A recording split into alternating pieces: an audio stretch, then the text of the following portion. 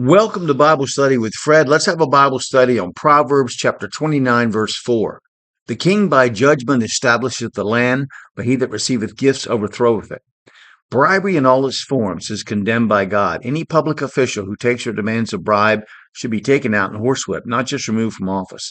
A key part of public service is public trust. Without it, you simply have a run-of-the-mill barbarous government.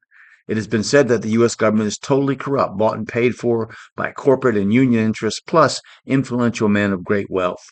Both the taking, Exodus 23:8, and thou shalt take no gift, for the gift blindeth the wise and perverteth the words of the righteous. Deuteronomy 16:19, thou shalt not wrest judgment. Thou shalt not respect persons, neither take a gift, for a gift doth blind the eyes of the wise and pervert the words of the righteous.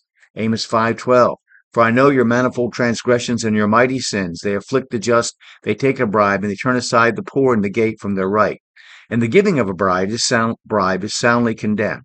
Proverbs 17:23, a wicked man taketh a gift out of the bosom to pervert the ways of judgment. This proverb states that a corrupt government, influenced by the taking of gifts, cannot stand for long. This is a clear warning for any nation whose leaders take gifts and bribes to pervert judgment. Without a dull, glassy-eyed electorate or hidden hands to prop it up for special interests, such a corrupt government cannot exist for long. How does the king, the chief executive, the leadership establish a nation? By judgment. What is judgment? It is synonymous with justice. Genesis 18:19. For I know him that he will command his children and his household after him. They shall keep the way of the Lord to do justice and judgment, that the Lord may bring upon Abraham that which he hath spoken of him. It is to be done with righteousness. Leviticus 19:15. You shall do no unrighteousness in judgment. Thou shalt not respect the person of the poor, nor honor the person of the mighty, but in righteousness shalt thou judge thy neighbor. It is to be done in an impartial manner. Deuteronomy 1:17. You shall not respect persons in judgment, but you shall hear the small as well as the great. You shall not be afraid of the face of man, for the judgment is God's, and the cause that is too hard for you, bring it unto me, and I will hear it. It is to be done without regard to the social status, political power, or legal status of the individuals being judged. A stranger is a foreigner. Deuteronomy 24:17. Thou shalt not pervert the judgment of the stranger nor of the fatherless, nor take a widow's raiment to pledge. All of God's ways, his precepts, statutes, commandments, testimonies, and words are judgments.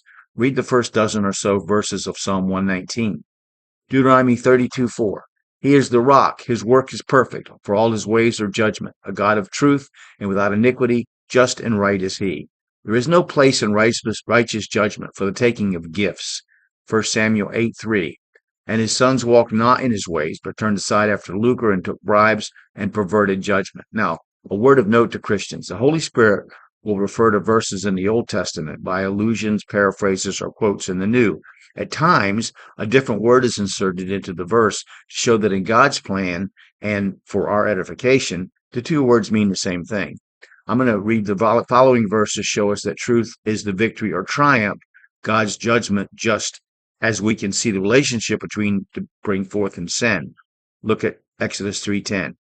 We know that Christ is the truth, John 14:6, and God's wisdom, 1 Corinthians 1:24 and 30, through whom we have the victory, 1 Corinthians 15:57. And Christ has the victory over Satan and death and hell, 1 Timothy 1:15, Hebrews 2:14, Revelation 1:18. It would be a good subject for a sermon. Sure, many have been done on that. Anyway, Isaiah 42:3 says, a bruised reed shall he not break, and the smoking flax shall he not quench. He shall bring forth judgment unto truth. Matthew 12:20. A bruised reed shall he not break, a smoking flax shall he not quench, shall he send forth judgment unto victory. It is an interesting exercise to look for other parallel verses like this. I found many. So, back to the proverb. A corrupt government cannot be a just government. A corrupt government cannot stand for long. At the rate we're going, the United States will be a flash in the pan in a long course of history. We've got a lot of problems as far as corruption in our government. It's been revealed in every administration. So I certainly hope that you don't take this the wrong way. I'm not commenting on any current political thing happening. I'm just talking about generally looking at throughout our history, especially in the last 100 years. So I'm going to stop there, and I certainly hope that you'll open the Bible today and let God speak to you through his words. I hope that you'll study the Bible, cross-reference the verses. I hope that you'll ask for wisdom and understanding from God before you do either one of those things. and that you'll share whatever interpretation you get with someone. Now, you can purchase my comments on Amazon. You can read them on Blogger. I'll post the links below.